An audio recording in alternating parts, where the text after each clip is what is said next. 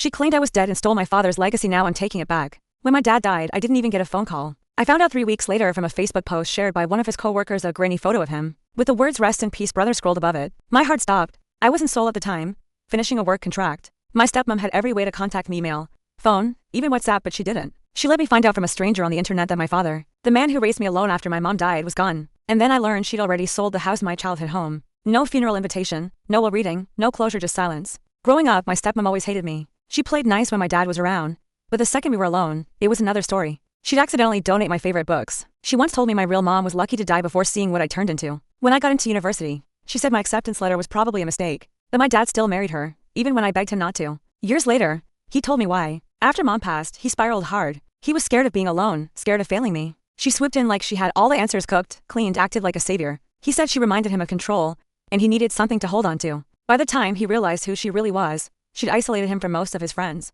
cut off old family connections, and threatened to leave him completely broken, a divorce, by claiming he abused her. So he stayed for peace, for appearances, and maybe because he thought he didn't deserve better. But I knew he regretted it. And now she was erasing him. When I flew home, I visited the law office my dad always used. His lawyer looked at me like he'd seen a ghost. He said, "I thought you were dead." That's what she had told him. She'd forged an email saying I died overseas in a hiking accident. She even faked obituary links, told the lawyer she was the only family left, claimed she wanted to honor dad's wishes by handling the estate herself. I showed him my passport to prove I wasn't sold the whole time, and just arrived back. He paled and said his will left everything to me: the house, the savings, and an untouched $500,000 in an inheritance fund he'd saved since I was a kid. She wasn't mentioned once, but she'd already liquidated most of it. And worst of all, she sold my mom's wedding ring, the one he kept locked away from me. She said it was just junk. I asked his lawyer how he died, and he said it was a heart attack. But that answer didn't sit right with me. Dad was healthy, he biked every morning, had zero heart issues. I requested the hospital records and saw the cause of death was heart failure in his sleep. But the medical examiner's name was one I didn't recognize, some friend of the family she had connections with. When I called the clinic where he was last seen alive,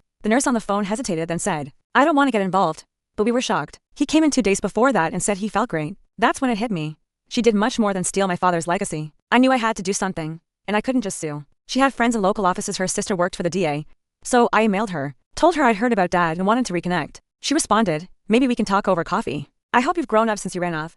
I smiled reading that, because I wasn't coming for coffee. Over the next month, I hired a private eye to look into my stepmom. Meanwhile, I gathered everything: IP logs, security footage from the law office, estate sale listings with her name on them, and even tracked down the buyer of my mom's ring, and paid $2,000 to get it back. Then I filed reports with the IRS, the State Bar, and the Ethics Board. She never reported the inheritance. She stole over $500,000, and it was just gone with no paper trail. But I gave them the paper trail. When it came time for our coffee meetup, I recorded the entire conversation and let her talk.